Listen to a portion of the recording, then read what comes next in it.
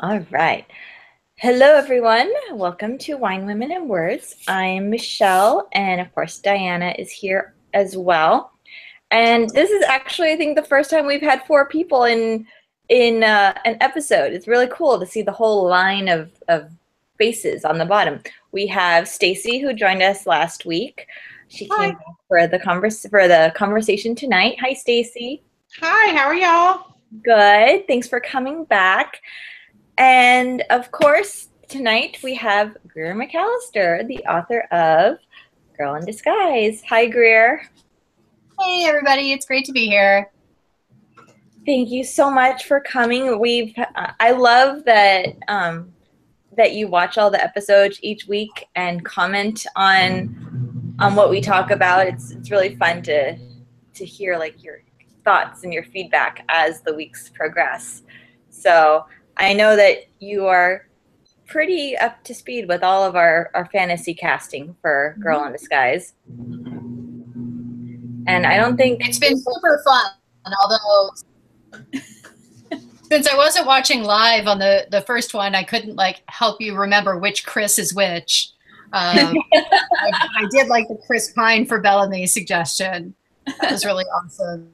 So, and it's been fun. It's especially fun when you're only partway through and you're like, oh, I think this is going to happen, or I don't know what's going on with this. And I'm like, I know what's going on with that.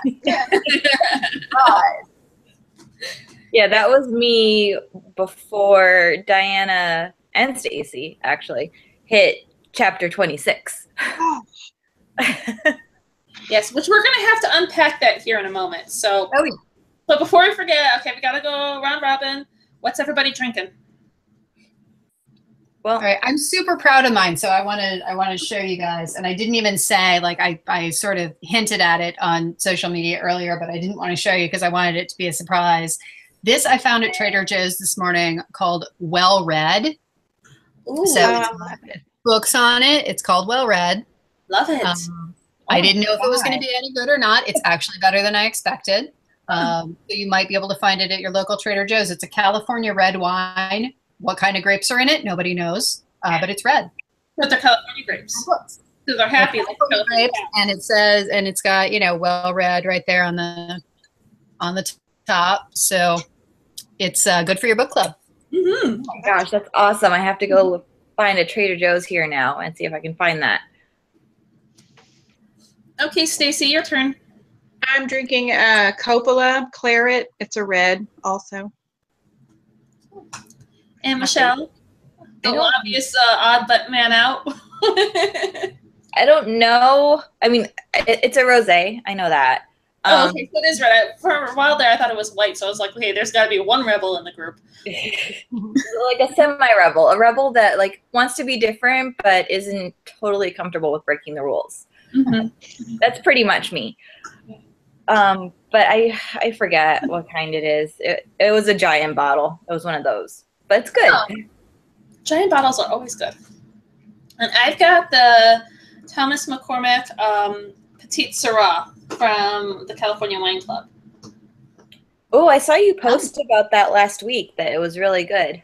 Mm-hmm. It is. I have to try it. Yes, you've got to do it. Since I've got every other month, Michelle, you've got to do August. Oh, okay. Yeah. So we'll switch off, but one of us will always have a new order coming in. Exactly. And now, for those of you watching and listening, it's WWW Podcast is a special promo code to get 10% off everything.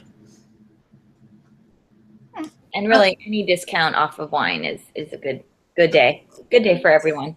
Yes. Yeah, and then they also have, I was checking it out, they also have really cheap clearance wines, like the stuff that they're like trying to get rid of for like $10 and under for like the stuff that's going to be discontinued because they're short runs. And I'm like, oh, I need to buy those.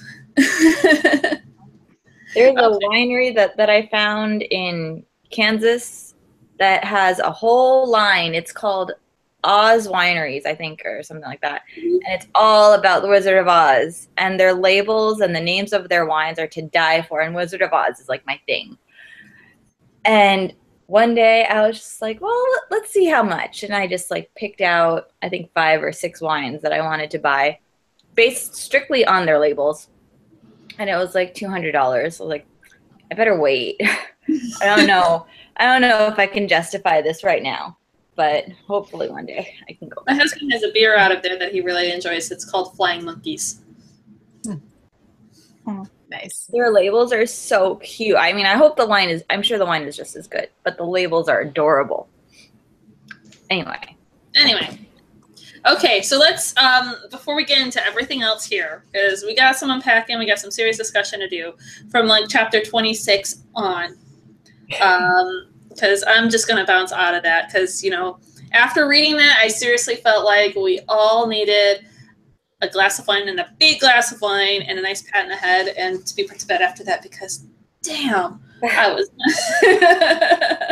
And just as a spoiler alert for anybody who hasn't read the book, we are going to be talking about the whole book in its entirety, spoilers and all. So earmuffs, mute button, watch us tomorrow, finish the book tonight. Yes. Because we're not holding back. So do we want to start with chapter 26? Is that where we want to start this evening? Yes, because we'll get back to the other stuff. Let's start with chapter 26. So, seriously, what the hell? And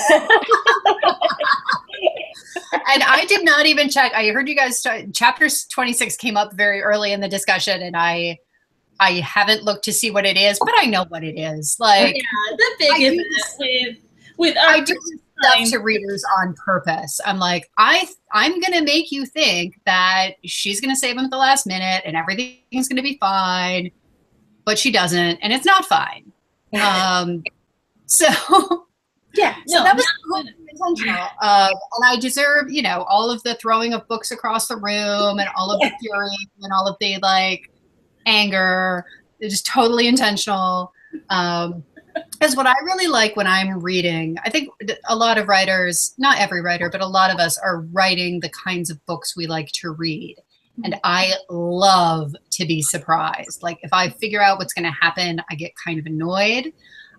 So I figure out some of what's going to happen. And I think there are comments and things from people who said, oh, well, you know, as soon as Bellamy shows up and they don't like each other, you know, they're going to get together. I'm like, all right, that's fair. Like that's a common thing that happens is the, you know, hate to love thing. But are you going to guess that he's going to get hanged? Maybe not. So, you know, I played with some different ideas, but that was, I wanted to own that one. I wanted it to be, you know, a love story between a woman and her job. And so, of course, she doesn't live without love. She doesn't, you know, just, you know, it's not just her job. Mm-hmm. There are the possibilities of entanglements. There's the guy in the jewelry store. There are lots of other things because she has that part of herself. But I didn't want it to be a happily ever after, like she finds love and everything's okay, because it's not about that for her. It's about the job for her. It's about the work for her. Well, when I think before the very first episode, I started researching because I didn't know, and I said this in the first episode, I had no idea that Kate Warne was real. And when I was Googling, I was researching Pinkerton because that's who I was going to talk about at first for the first episode. And I saw like Wikipedia pulled up of Kate Warne. I was like, what?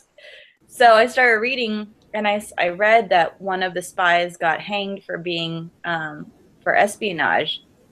So I'm reading the book, and you know he gets sent away, and I'm going, oh, no. And this was one of the rare books that I was ahead of Diana in reading, and that it usually is not the case. So I had no one to like freak out to. Whose fault is that? Whose fault is that, Michelle? Greer's, because she wrote it.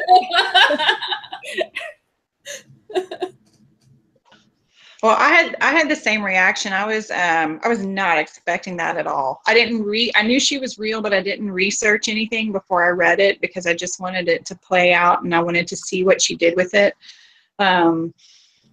So I wasn't expecting that. And then when it happened, I was like, this poor woman, like she's lost her child. She has no parents. And now she's just found this man. And I mean, it completely threw me for a loop. I was like, has she been through enough? I wanted her to have just a little something. But again, like the way she handled it, she just was such a force. I just really, I liked her character in that she was always strong, and even though like all of these things kept coming at her, she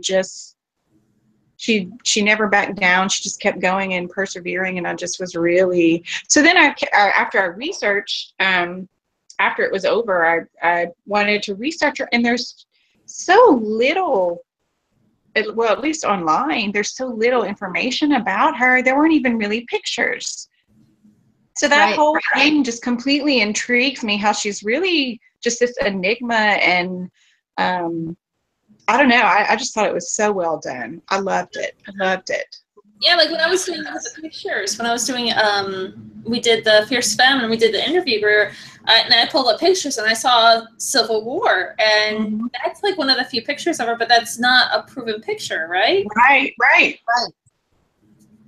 Yeah, somebody used it. I think Sourcebooks used that picture in some promotion that they did. And then like some guy on Twitter is like, no, that's been proven not to be her. And don't read everything, don't believe everything you read on Twitter, obviously. But there is some controversy about like, is that really her? And, a lot of this stuff, she was a spy for part of her career, and they don't necessarily like to have a lot of stuff documented. And I did find actually after the book was published, I found an article about her that had a watercolor that was done while she was living. So there is some like resemblance where you're like, okay, this is probably kind of what she looked like, but that's it. Like you can even find like Alan Pinkerton. You can find a lot of pictures of Alan Pinkerton, but not of Kate Warne.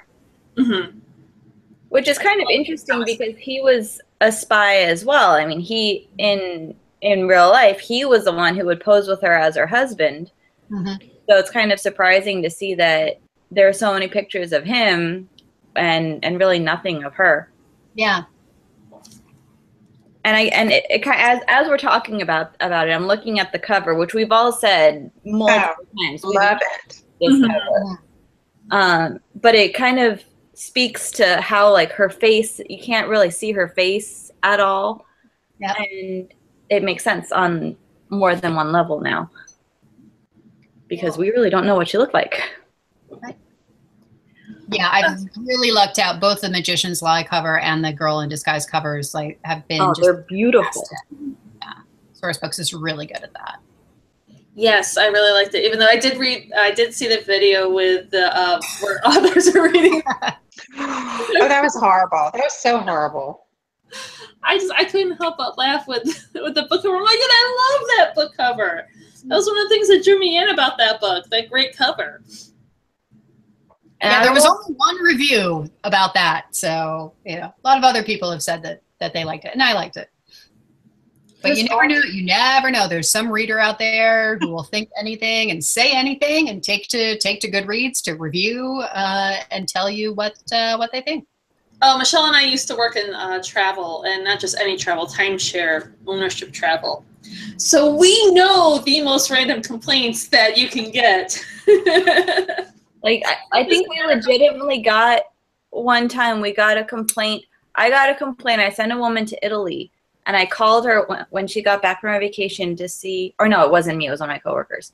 So they called her to see how their trip went and how if they had a good time. And she said, we had a great time, but the food was terrible. And you think, Italy, I mean, how can the food be terrible in Italy? And they said, there was not a single Olive Garden. Like, seriously. Oh, no, there wasn't. No, because that's not real Italian food, so thank you. So yeah, people will complain about the most random things. But anyway, so sorry, whoever that was, go ahead. Okay, well, I was thinking, let's go back to, since we started talking about Pinkerton and them posing as a couple. Now, commonly when you research Kate, it's always Pinkerton and Kate together, and that they had this affair, but you chose not to do that. I'm curious as to why.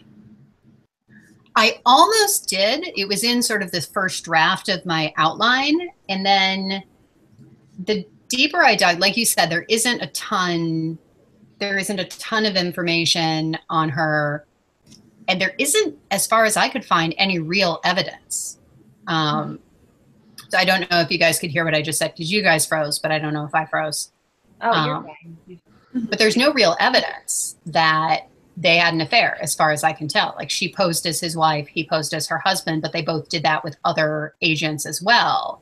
And so if we don't know that there was an affair, like, I would prefer to say and to think he says nice things about her because she's a really great agent, and not he says nice things about her because they were secretly sleeping together. So I really felt like, in order to make her story stronger, in order to have it just be about she's really good at her job, I didn't want them to be entangled. I wanted her to sort of wonder about it, because that plays into the plot. But I thought it was a stronger story of her being empowered, her being strong, if there's no sexual element to it, if it's just she's good at her job. And obviously, you know, sometimes people do sleep with people that they work with, or at least think about it a lot. But in her particular case, I'm like, okay, I'm not going to go down that road. And I've read a novel where they did go down that road, and that was like the plot of the entire novel is, hey, they want to sleep together and they don't do it for a while, but then they do. And that's like the whole book. So I wanted to go in a totally different direction. But is she buried in his family plot? She is buried in his family plot, and I know that Michelle is thinking about going there, and I got to go there, and it was awesome. So I can tell you all about it. And then you should definitely go, because it's really cool. I really want to. But you know, yeah, not too and right on, and you kind of wander around looking looking for stuff. And I went on a really great day in April, and the information online, one of the things that they argue is, oh, well, why would she be buried in his plot if she weren't his mistress? And then one of my other friends is like, well, why would his wife put up with it if she were his mistress? Why would she allow that to happen? So, you know. He died before Pinkerton did. So the wife had a say, right? First. I got to look that up. I thought he died first, but I could be wrong. Kate died way before Pinkerton did. He was much older than her. She died in 1868. So I think he might have died like up to 20 years after her. But in any case, so you go and it's the Pinkerton family plot, and you've got this great big obelisk in the middle that's him. And then immediate members of his family. And way off to the side, I'll post a picture of it on social media so you guys can see. Way off to the side, there's this little collection of stones, like 3 or 4 in a row. And one is sort of a memorial to Pinkerton agents who've died in the line of duty. So it's just sort of a general stone. And then there's Kate. And then there's a little one that you can't make out the name on, or at least I have not been able to make out the name on. And then there's Timothy Webster. Who was the one that I based Tim Bellamy on. Now, Tim Webster was married with kids, and I didn't want to use his name because I wasn't using him as a person, as a character. But a lot of what happens to Tim Bellamy is based on what happened to Tim Webster. So, but he's there. So it's him and Kate and a general other stone. So it's not just like, hey, there's Pinkerton and his wife and Kate. It's like Pinkerton and his family, and then some Pinkerton agents off to the side, and she's one of them. So, okay, that makes more sense, and I can see more why you did things the way you did, because when everybody talks about, oh, she's buried in his family plot, they say that. They don't say that it's the other agents and, you know, Webster and stuff. It's like, yeah, now I can totally understand why she's there in that plot. Yeah. And you kind of picture, you know, his wife, him, and Kate, and it's like, why on earth? That would raise some questions. But it's nice that he did that for all of, you know, for his agents, that he had that set up for them near his family plot. That kind of shows how much they meant to him, and all the work that they did for him. I like that. Yeah, I mean, for better or worse, right? It's his name on the agency, so it's they are Pinkertons. Like they're not born Pinkertons, but they worked for him, and they became, in a sense, like, you know, family. So it's really it's an interesting dynamic. Yeah, I quite like that. It shows. I mean, it also shows his character too, that he really really cared about them, and they weren't disposable people. Right. And I did see in some sources that he was there when she died. She died very suddenly of like pneumonia, some sort of pulmonary illness in the middle of the winter in Chicago, and you know Chicago winters. And her family, as far as we can tell, her family was not there. So he was sort of standing in his family to be there when she was ill, and that was when she passed away in 1868. Now, speaking of her family, this is a question that I just popped into my head when we were talking about her parents. Was that whole the return of her parents in your story, was that all fictionalized? Did they ever make contact with her after she kind of like went off on her own?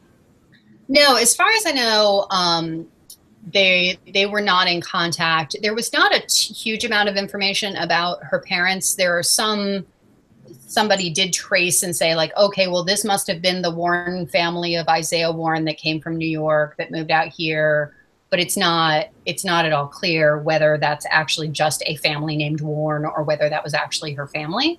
And nobody knows anything about her husband, as far as I can tell. So I'm like, okay, she had a husband, or did she? You know, that's another question. So it really, had I been a biographer, I would have been screwed, because there's no reliable information on this woman. And actually, this is a good opportunity for me to bring up, there are children's books on Kate Warne now. Really? My children are too young for them, because one of them is about the assassination attempt, and one of them is about embezzlement. And my children are 3 and 5 years old, and I don't think they have an interest in it yet. But I got a copy of this one, Kate Warne, Pinkerton Detective, which is about the Adams Express case, which I did write about, where she, Maroney steals the money from the train, and then she goes and befriends his wife and daughter in Philadelphia. So that's all based on an actual case that she worked. And we were going from the same information, but this author that, you know, took it in a different direction. So I have my Kate and she has her Kate, and everybody who's written about Kate in a fictional setting has their own Kate. Her Kate is not actually a widow. She is lying about being a widow because she can get sort of automatic cred by saying she's a widow versus being a single, never married 23-year-old, 26-year-old woman coming in and asking for a job. So in this case, she's lying about being a widow. In my case, she actually is a widow. And you have Alan Pinkerton's word for the fact that she was a widow. So take that with, the appropriate grain of salt. But so I said, okay, she said she was a widow. I'm going to say that she was a widow. What husband do I give her? And I thought it would be so much more interesting if she was kind of okay with the fact that her husband had died, as opposed to having lost this great love, and so she'll never love again, because that's much more common. I wanted it to be a little bit different, so I gave her the husband that she never wanted in the first place, and then also those parents. I gave her those parents who are not good parents, like they're the worst, but she was a person, according to the historical record, like what we know that she did. We know that she was able to infiltrate Southern society groups and talk like a Southerner and act like a Southerner so convincingly that she wasn't exposed. And so I wanted her to have sort of this experience acting, this experience with accents, like this idea that she had traveled around a lot was helpful. So I wanted to put the things in her background that helped it make sense. That she had done these things. But now, her parents are completely fictional. Her husband is completely fictional. All of that stuff. The child who died is completely fictional. All of that. There's no evidence in the historical record for that. And so I'm assuming there's no evidence in the historical record about the infertility either? Right. Yeah. We don't know. We don't know if if she didn't want to have kids, if she wasn't able to have kids. We know that she never did have kids. Well, I have to say, I love the fact that you put in the infertility, because that's something that's, you know, I have and I'm dealing with. And so I love having this character where you can go into the story and you can be like, okay, she's not going to get knocked up and I'm not going to have to deal with somebody else getting pregnant before me. So I love that. And I love the concept that you have, that we can have, you know, everybody has to have that hero that they look up to. And the fact that we have Kate who can, you know, laser focus on the job and not have to deal with, you know, that infertility, just kind of, she's able to separate it and compartmentalize. And I think that's one of the reasons why she does what she does so well. Right. And so it's kind of it's that nice role model to have for that kind of stuff. Good. So I love that you put that in there. Good. She does some dodgy things, but I do want people to overall be like, okay, she's good. She's like, she's all right as a role model for, you know, your teenage kids if you're going to allow them to read. Oh, absolutely. I would say high school age. Yeah, I would say, you know, what, 10th grader? Would you guys say? 10th grader, 10th? I mean, I probably would have read it in high school. Oh, I read it. Yeah. I think right about that time frame was when I would read it too. Mm-hmm. But, you know, thinking about the stuff that you put in there, I want to bring up the, what was the name of that magazine, The Millions? That article that you did about inserting modern feminism into historical fiction. What were some of your challenges then with Kate? You don't have so much of a historical record to go from. So, right. So you don't, were you walking this fine line of doing what was proper for the period or what you wanted to have her do? Exactly. I mean, I think you have the historical record. You know, she went in and asked for a job at a time that most women would not even think to ask for a job. Like the newspaper ad doesn't say only men can apply because only men would apply. Like most women would not even think about it. But I didn't, it is exactly, it's walking that fine line between what's period appropriate, what's going to be anachronistic, and what you want a protagonist that women can identify with and cheer for. And like, I do want teenage girls to read this and be like, oh my gosh, I didn't know about the first female detective. This is so awesome. Like Kate Warne is great. But I also want her to live and breathe as a complex person on the page, which is tricky. But I also want her to not be, you can't just take, and you shouldn't just take a modern woman and plop her down in 1856 and say, okay, she was going to go out and advocate for her fellow women, and she was going to make speeches about how women should have the right to work. Like, that's not, as far as we know, what Kate did. And I don't think that it would have rung true. She's in it to, she's not breaking down a barrier to break down a barrier. She's breaking down a barrier because she needs a job. It's really bad. So I think you can take her as a feminist example without saying, oh, Kate Warne was a feminist. Like, we don't know that. And she, even if she was, she wouldn't have used that word to describe it. So that essay was really fun to write. And it's getting lots of great feedback, and I'm really excited about it, because it's just, you can't say, oh, the women of the past were not like us, because they were and they weren't. Like, some of them did wish for more, a lot of them didn't. But I'm going to write the books about the ones that I find interesting, whichever of those two categories they fall into.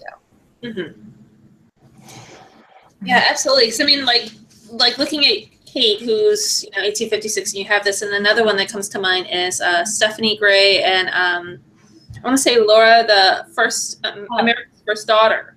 America's First Daughter, yeah, Laura Comoy.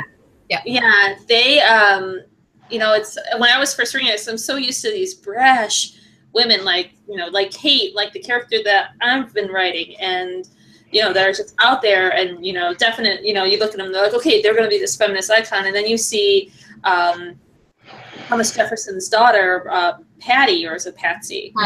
Patsy. Who, she starts off, and at first I didn't like her at all. I'm like, oh, I'm going to have to sit there with this whole book with this very meek, this very calm woman who's very different from anything that I've ever read, that I typically read or that I've written. But you see, that's a great example of the whole using feminism within that time period, because she had to definitely work within that time frame and be, who she was, but yet, you know, still had some barriers that she had to deal with, I guess you could say. Yeah. And still had 14 children. Yes. That's what she did. She literally did have 14 children. So you kind of have to say that. Yeah. Using real people in historical fiction. It's a lot easier not to, but it's interesting when you do. Yeah, absolutely. Okay, so I feel like I've been asking all of the questions. So Michelle and Stacey, you got questions? Well, I know Stacey and I were kind of talking a little bit about Hattie. She comes in late, you know, later in the story, but she becomes a really prominent figure in, you know, what happens. And at first I didn't like her. Like the whole, I can't remember their names. The daughter of the one gangster who, I'm not sure I can remember their names either. I think Belle. Belle is one of them. Belle is one. Whole thing. I was like, who is this woman? Like, let's calm down, okay? It's your first case. Let's relax. But Stacey and I were talking about how there isn't any, we couldn't find, like, I just Googled, so my resources aren't as far reaching, but I couldn't find anything on her after the war. Did she just like drop off the face of the earth? I don't know what happened to her. I know that she was there when Tim Bellamy got hanged. She was in Richmond at the same time that she was there pretending to be his wife. But I don't know anything about what happened to her after that. So she was definitely hired. I'm pretty sure that she was in Baltimore for the assassination attempt, and that she was there in Richmond when Tim, I said Bellamy, but it's the other one, Tim Webster. Tim Webster is the real guy. She was there pretending to be his wife when he was caught, but I don't have anything about what happened to her. And so I've run into Rose, the Confederate spy, twice now in 2 different books. So I had to go out and I bought this book. Oh, that book is so great. Yes. I just started reading it like last night or the night before, and it's so good. And then I was researching and working on my questions for tonight, and I had no idea that Hattie was traded for Belle Boyd. When the North caught Belle, they traded for Hattie to set her free. And I texted Diana. I was like, "Oh my God, did you know that Hattie was traded for Belle?" Yeah. And there's like one mention. I think I put in like a very small mention of Belle Boyd because I could not mention Belle Boyd, but she's not a character. She's just, I think somebody makes reference to her when Kate is in Richmond. And of course, Elizabeth Van Lew is in there briefly too. But yeah, I loved Liar, Temptress, Soldier, Spy. That was part of my inspiration because I had read it while I was working on the concept. When I realized that the Civil War spying stuff that Kate must have done crossed over with that time period. I'm like, okay, yeah, Rose is going in. Rose is going in. And what happens to Rose in the book, Being Girl in Disguise, happened in real life. Like, she sank because she was weighed down by her money, and it's like, it's just the best, like worst, but also amazing thing to use. So was Kate in real life instrumental in the book when Rose was actually caught and arrested there in Virginia? Was Kate really instrumental in that historically? Is that not as far as I know. She was caught by Pinkerton agents, but as far as I know, Kate was not one of them. But there's no information don't know about what Kate was doing at that point. So she might have been there, she might not. But it was definitely Pinkerton agents who were involved. Yeah, because I went ahead and I read about her, and when I read about, she had the gold sewn into her dress when she sank in the ship, and I was like, oh my gosh. Yeah. And they put her daughter in prison with her. They're like, you need to go to prison, but we don't know what to do with your daughter. So your daughter's going to, like, your 7 or 8 year old daughter's going to hang out with you in prison. Like, right. Okay, that's interesting. So, I've read about other countries doing that, where they just put the kids with the mothers. and they just keep them together. So it's, yeah. I don't know which is worse. I don't know if it's worse to be separated or worse to be together in that kind of situation. It's pretty I think it awful. would depend on the Right? foster care system. Yeah. Well, I didn't know before I started reading Liar, Temptress, Soldier, Spy. I didn't realize that Rose had like 6 other children, like 5 or 6 other daughters, besides much little older. Rose. So now it's like, well, why didn't they just send her to one of her sisters to take care of her? But maybe Rose didn't want to tell them where any of her other daughters were. Mm. Yeah. I keep telling you, Michelle, you're so obsessed with the character that I think you're going to have to start writing a book. Well, yeah, minor obsession has begun because, I mean, depending on how you look at her, Rose, you know, to the Confederacy during the Civil War, she was a hero. You know, she was fighting for her country and, you know, supporting her troops. And then, of course, from the North, she was, you know, an enemy of the state and a spy and a traitor. So it, depending on which side of history you're looking at her from, it decides how you view her. But she's still a really fascinating person to read about. And you know we love our villains. We really do. But I'm spanning like 2 wars right now because I went out and I picked up the Ron Chernow biography on Alexander Hamilton because I told Diana, I figure if I read that while I'm listening to the soundtrack, it's like I'm watching the musical. And then now I'm reading this, so I'm spanning like a whole section of American history reading these 2 books, but it's really fun. Cool. That's why history is so much, that's why I love historical fiction.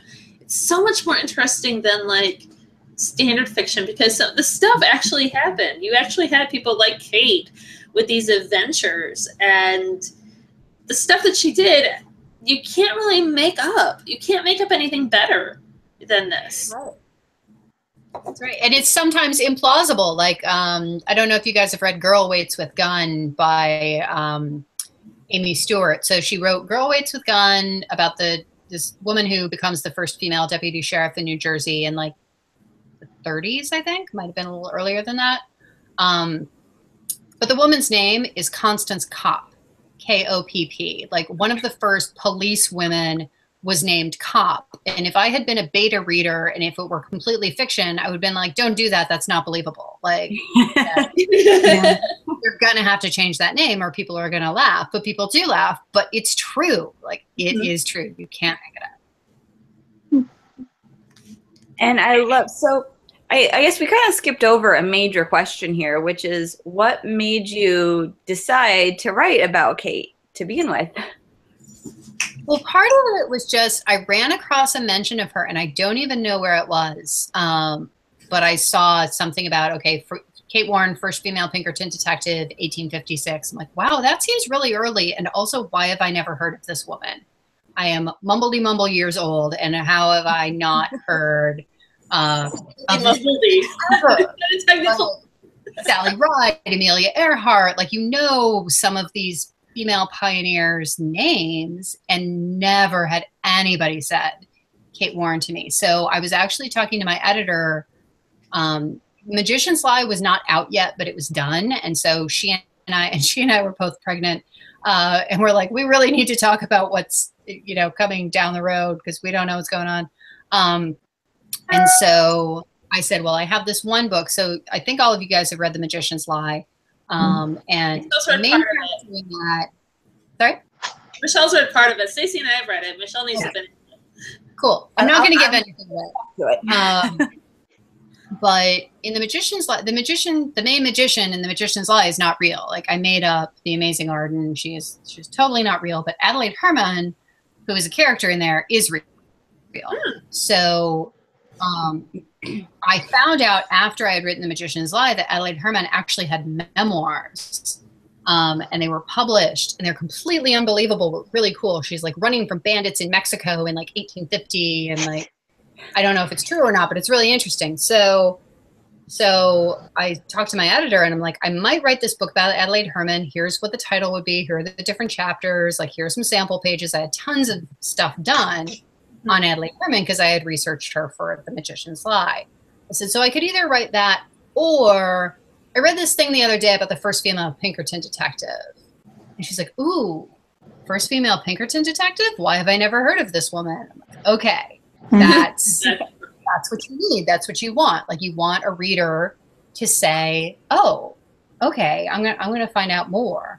And that's kind of the best you can hope for as an author, that the book is going to have some sort of something to pull people in. So that was really the impetus. It was mine to investigate and find out. And then it was the hope that readers would also want to investigate and find out. And it turned out, after I started writing it, I moved to DC, where the Library of Congress is, and the Library of Congress has the Pinkerton Agency archives. So I went down there and I'm like, oh my gosh, I'm going to be spending like days and days going through the archives about Kate Warne, and I got my library card. And I was there a day and done. Like, that's all there was. Even, you know, there's a certain amount on the internet. Basically, the Wikipedia article covers 95% of it. And then I went and looked in the actual archives, and in the actual archives, you have maybe 4 or 5 cases that she worked on, and that's it. Did that cause a lot of a big challenge for you when writing the book? That there was just so little of the actual research to go on? Yes and no. I mean, I think that it opened it up. Like, it creates this open space where you can fill in narrative. And so you don't have to stitch together things between, like, I want to use this, I want to use this, I want to use this. And it doesn't always make sense. It's like you can't make this stuff up. Sometimes reality is not plausible.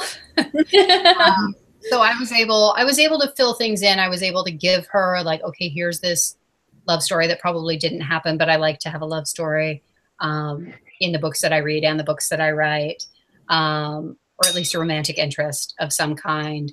I like to have, conflicts. And I used most of what she actually did. I didn't use everything that she actually did because I needed to keep the story moving forward. And so there's a case that's briefly referred to about a guy who's trying, or a woman and her lover who are trying to poison her brother so that he can have his money. That's one of the actual cases that we know that she worked on. And there's actually a good amount of information on it. We know the people's names. We know, the name that she was using when she was pretending to be a medium and all that stuff. But it didn't fit anywhere in the book. Like, I needed to keep things moving in the front half of the book. So that might become like a deleted scene, because I wrote it, of course. I but I set aside a lot of my writing. I'm a very sloppy writer. So I write stuff and then I pull out and put in stuff around. You and I have so much in common then when it comes to writing. You're like my writing guru, because we have so much in common between the sloppy writing. You pull out a bunch of stuff and like set it aside. I can't delete anything that I write. Even if I don't like it, I don't delete it. I just put it in another file to set aside. It just makes me feel better. It can always come in. It can always come in handy later. Like the book that I'm working on now, I use a metaphor that I remember using in college for like something that never went anywhere. But I needed a phrase. Here it is. It works great. So. So you're working on another book now. Any hints on it, or what it might be about? Any kind of previews, special exclusives? Yeah, special exclusives. So I'm not talking about it much because it's still very, very much in progress. But it's in the same vein as the previous 2 books, but also different. It's set in 1888 in San Francisco. And it's partially inspired by Nellie Bly, who is an awesome journalist. Very familiar with Nellie Bly. Excellent. Nellie Bly is so cool. But I used it as sort of a jumping off point. So there's this thing where Nellie Bly goes undercover in an insane asylum. like write an expose. And I'm like, well, I don't want to write a journalist character. And plus, obviously, journalists are much better than spies when it comes to documenting their stuff. So pretty much everything that Nellie Bly did is written down because that was the point. Like she did it in order to write it down and publish it. So I didn't want to write about her specifically, but I love this idea of going to an insane asylum and finding it's easier to get in than it is to get out. Oh. So that is the character that I'm writing right now. Oh, so exciting. That is so exciting. I did a lot of research on Nellie Bly for a project Diane and I have been working on. And then I interviewed a woman who does like historical fiction one-woman shows where she like comes up as the person that she is doing, and then she does a performance as that woman. So she's done like Zelda Fitzgerald, and Nellie Bly was one of the people that she does. And Nellie, she's such an interesting person. So that's very exciting. And I'm reading, I'm always reading like 6 different books at a time, which I understand is probably what you guys do too. But the nonfiction book that I keep meaning to get back to is about her race around the world with Elizabeth Bisland. So that I don't think I can write a novel about because it's beautifully documented, but it's such an interesting story. So she did, like, there's so many stories just in Nellie Bly. Like she did the Madhouse, she did the race, she did, all of this other stuff. And she's a really cool female pioneer that, a lot of people know her name, but I think more people should know her name, even though it's not actually her name, because it's a pseudonym, but she's a good person to know. Yeah, and she was the first female foreign war correspondent during World War I. Kind of by accident, but yeah, she did it. Still counts. Yep. Definitely still counts. So, and another character that I loved, and I'm still obviously we love Bellamy, huge fans of Bellamy. But I was really, as I admitted yesterday, or Tuesday, kind of have a crush on Bellamy. I'm not gonna lie. There's one character from a book that Diane and I both read a long time ago. Diane, help me out. Yeah, give me a little more. The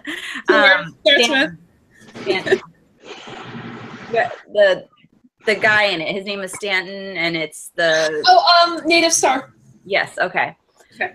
So it's kind of like a little steampunk-ish set in San Francisco in like the 1800s-ish, right? Yeah. Mm-hmm. So same time period, different place, but the character in that book reminds me so much of Bellamy. That's like the mental image I have for both of them is very similar. Well, personality, they're similar to me, but I would not cast them as the same person. Not same person, similar. Similar, yeah. Chris Pine could not play Stanton. No, probably not.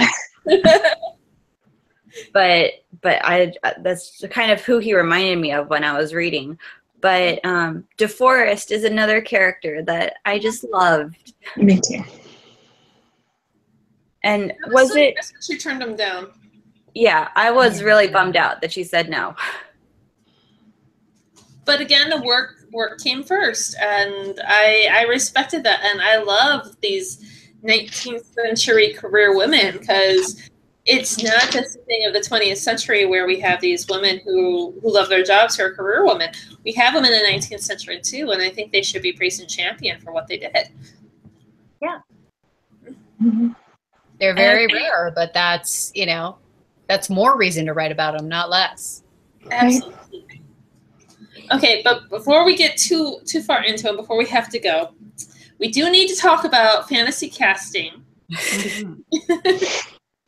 Now, I assume you've heard our casting choices for Girl in Disguise. Yeah. And are you on point with us, or do you have some insights as to who you would like to see?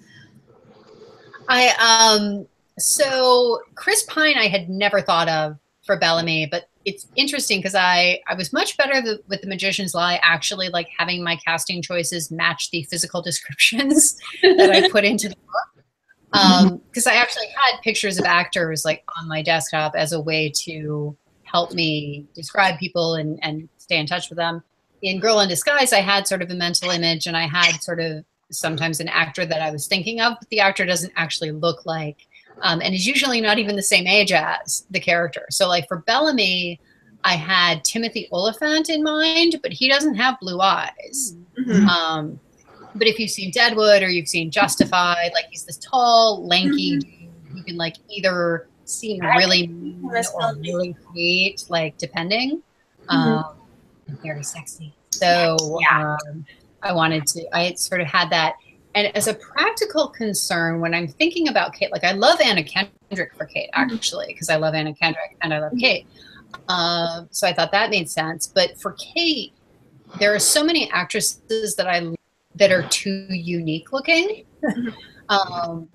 Like I love Kristen Ritter, who plays Jessica Jones, but you could slap a wig on her and you would still know it was her. Like she can't be disguised. If you've seen her in one thing, you know what she looks like. But so I was thinking if they wanted to cast somebody who kind of disappears. Oh gosh, now I'm not going to be able to remember her name because I've had that much of the wine. To our world, this is usually where we're excellent. Like, on the way through, things just get much fuzzier. Brie Larson. That's her name. So Brie Larson was the mom in Room, which I have not seen. But if you look at her in different roles that she plays, you have no idea it's the same woman. She can be so changeable. And so as a practical concern, I'm like, you should have somebody who can look all sorts of different ways and sound all sorts of different ways and not be recognizable. She's going to be Captain Marvel. That's right. Yes. She may not have time. Yeah. Chris Pine may not have time either. Yes. No, her kind of, a backup kind of resting thing.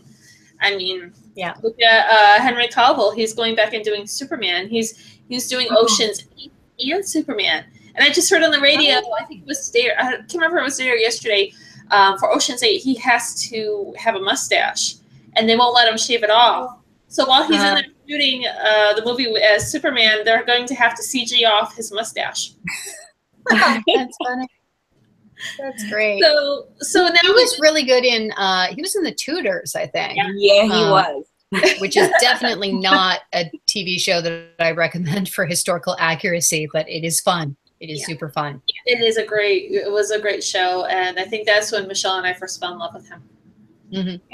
I've watched The Tudors very cool. Oh, the other casting thing that I did have for Girl in Disguise, when I picture Hattie, I always pictured the girl who played Hermione, who now does lots of other things, Emma Watson. Watson. Like, to me, Hattie is just Emma Watson. She's like too pretty for words.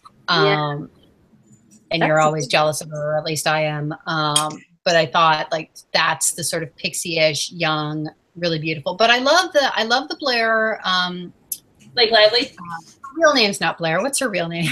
Blake Lively. Thank you, Blake Lively. The Blake Lively casting, I think, for Hattie is really good too. So now we also have to discuss some casting for Magician's Lie, because that's going to definitely be a movie, which is so exciting. I didn't see that recently. I am so excited about that. You have no idea. I'm going to be there, opening night for sure when that can happen. And I actually think for Arden, I actually think Jessica Chastain should be Arden.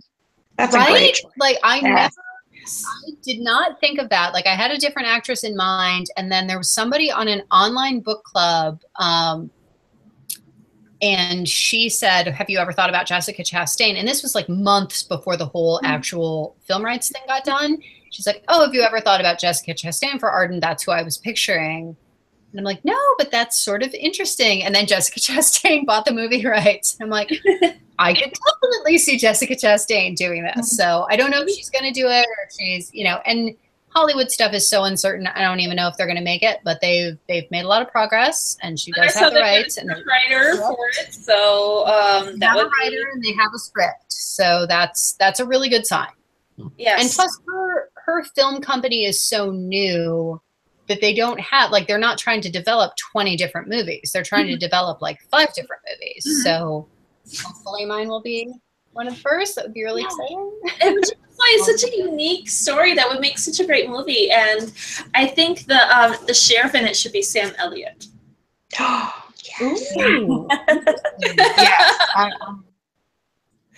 Yes, because I mean, I love those scenes between Arden and Elliot where they're there and she's in the handcuffs and she's telling him the story. I think I've mentioned this to you before, Greer, that I always found those scenes to be so intimate and just so very more dramatic than like the rest of the book, because they're such close quarters and you're so drawn into her story in those times. And dramatic is the right word, because I thought of it as a play. I'm like, this is a 2-person play, because when you're in a play and you have a stage, you're stuck there. Like in most plays, you're there, you have a chair, you have like this bag with 3 things in it, you have the desk, you have the phone. Like you only have a very limited amount of stuff, and it's just the 2 of you, and all you have are your words. And that's what I wanted her to, that's the position I wanted her to be in. It was like, all she's got is her words. And the first image that came to me was he's standing over her in the chair, like he's got a uniform and a gun, and she's sitting in a chair with 5 pairs of handcuffs on, and it looks like he's the one with all the power, but the more they talk, the less that's true. So it's very intentional exploration there. I love it. I absolutely love it. And so those are the 2 that I've come up with for it. I'm thinking, I'm trying to remember the names because, forgive me, it has been a while since I've read it, but her, Arden's love interest, I see Oscar Isaac. If you need that one, because my screen froze, so. Oscar Isaac is who I see for her, the magician's love interest. The guy never hurts to have Oscar Isaac around. Plus, Oscar Isaac and Jessica Chastain know each other. Yeah, I totally they were in together, but they were totally in a movie together. Yeah. So, 100% Oscar Isaac. Done. Yeah, I hope she's listening right now, because, these are some great points that she needs to, develop. Good ideas. So Jessica, Isaac, because I'm a Star Wars fan, I swear. I do plan on renting The Promise this weekend. I'm so looking forward to that. That was something that he was at. Good stuff. So anyways, and so do we have because we're getting close to the hour, unfortunately, because I mean, I could sit here and talk all night about the magician's lie and Girl in Disguise. Anybody else have any other questions? Because I feel like I keep dominating the conversation. Oh, no. Stacey. That's okay. I like listening. I'm like fangirling all over the place. Just tell me. Oh. I also give very long answers. Those are the answers we like, though. It's you're just listening to authors' processes and how they make the story. That's really all we want to talk about. And I'm sorry, go ahead. Oh no, I did want the one about John Wilkes Booth. That question is really good. Let me ask. Oh. I don't know. Is that your question or Diana's question? Go for it. I have a couple of okay. I have a list. Because when I read it, I was like, ooh, the question. That's a good one. Okay, so the question was that there was an article on Civil War Women blog about Kate, and there was a brief mention of her coming into contact with John Wilkes Booth during her undercover work, rooting out Confederate sympathizers. Did you come across anything else about Booth being on Pinkerton's radar prior to Lincoln's assassination? Is it frozen? Uh-oh. Oh, no. Sorry. Okay, we're back. Okay. Yeah, I think I read the question, so I think I know. Yeah, I did not run across anything about Kate Warne and John Wilkes Booth, so it's an interesting, like, maybe when I thing. Yeah, when I saw that question, I was like, well, that is fascinating. And wouldn't that be something if they had? Well, yeah. Because we know that she was there for this first Lincoln assassination attempt, in Baltimore that would have really changed a lot of things.